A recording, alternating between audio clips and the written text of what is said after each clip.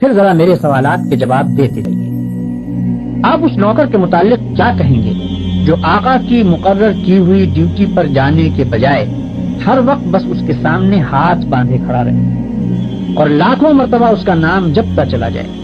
आका उससे कहता है कि जाकर फला फला आदमियों के हक अदा कर, मगर ये जाता नहीं, बल्कि वहीं खड़े खड़े आका को छुप छुप कर 10 सलाम करता है और फिर हाथ बांध कर खड़ा हो जाता है।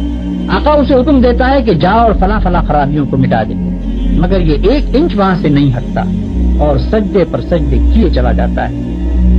आका हुक्म देता है कि चोर का हाथ काट दे।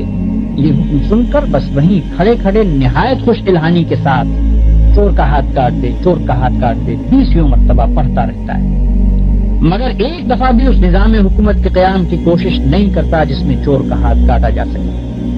क्या आप कह सकते हैं कि ये शख्स हकीकत में आका की बंदगी कर रहा है?